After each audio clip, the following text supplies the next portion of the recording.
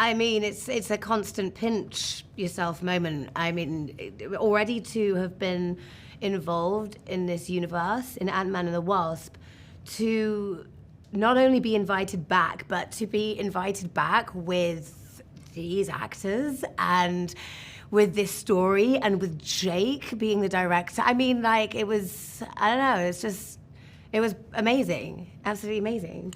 Yeah. and then the chair backs, the dun dun dun dun, moment. That was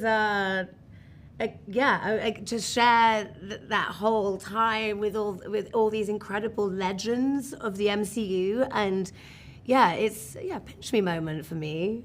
Yeah, I would say that as well. The absolute pinch me moment. I mean, I feel like, I think the part of the challenge with Thunderbolts was like, you do your best to kind of like zoom in as much as you can. The Marvel universe is so big and so macro, and there's so many characters and so many possibilities. And so then when you're just dealing with one movie, and one like this in particular that kind of is trying to humanize superheroes in the best way as possible, you have to like go from the most macro lens to zoom into something as tiny as like a poppy seed that you're focused on, right? And then you're just like, this is all that matters, and you kind of try and forget. And then when you finish the movie and you get the news about something like Doomsday, you zoom back out and you're like, oh my God, how do I fit in this massive world now? And what is this going to look like? It's very exciting. Yeah. Mm-hmm. The heroes in Thunderbolts are all underdogs, and there's a certain disillusionment in them. Do you think this reflects a real disillusionment of the times we are living in, maybe? Nowadays, can we still feel identified with the classic heroes, or do we need this kind of anti-heroes?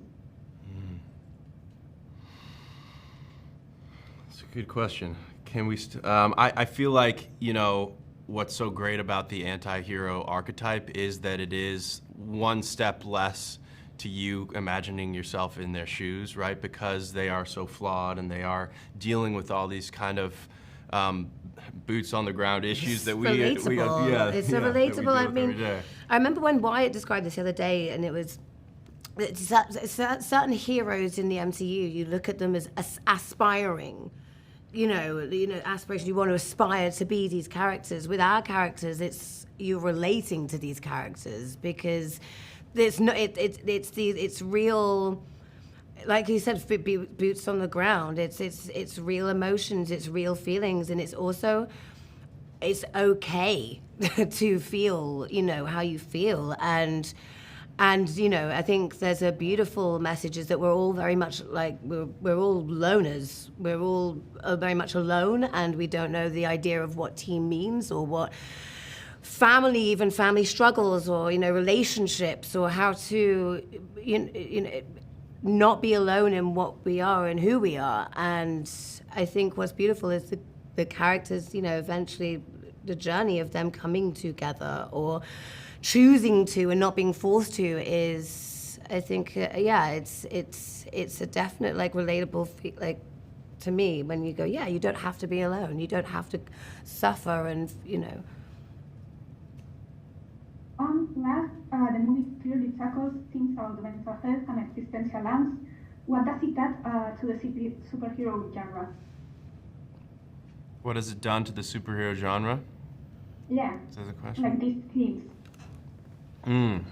Okay, good question. I guess, God, do you have anything? What the themes done to the superhero genre?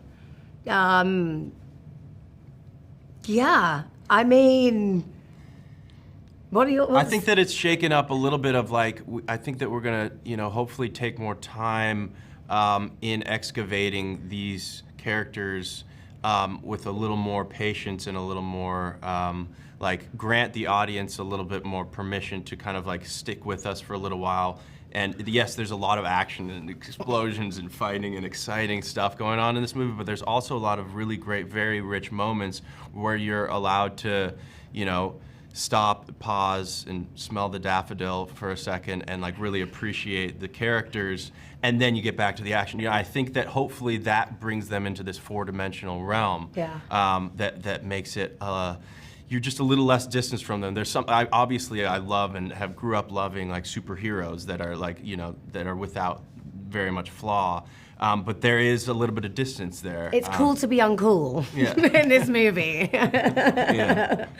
And we're all a little uncool. I think it's cool. Yeah. Cool characters. I do, actually. I think that the movie touches on themes that are themes of today.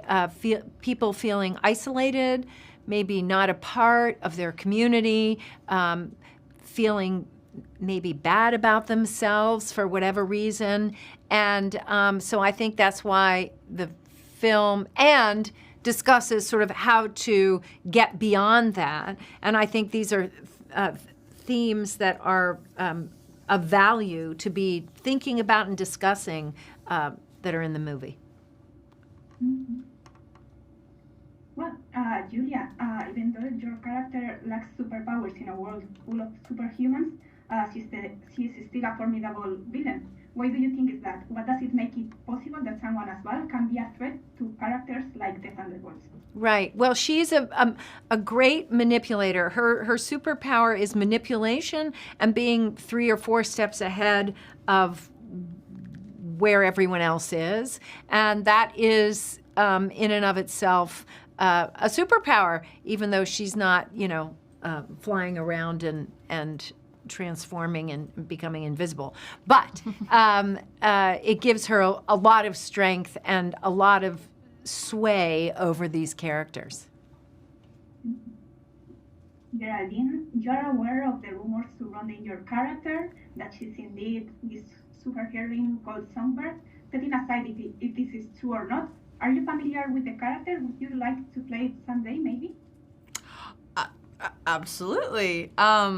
Yeah, she's so cool, and yeah, I'm a fan of hers, so yeah. But can't say either way, but love her pink hair. Mm-hmm. Mm-hmm. For both of you, I would like to know your thoughts on becoming a part of something as big as the MCU, and if this feels different from when you step in other kind of self-contained projects. It does feel different because it's so enormous and the fan base is so passionate and vast. So to be a part of that is, well, first of all, it's a complete honor, and you know, I think it makes us both work even that much harder because we don't want to disappoint the fans. We want to deliver, and so we're just pinching ourselves to be a part of it.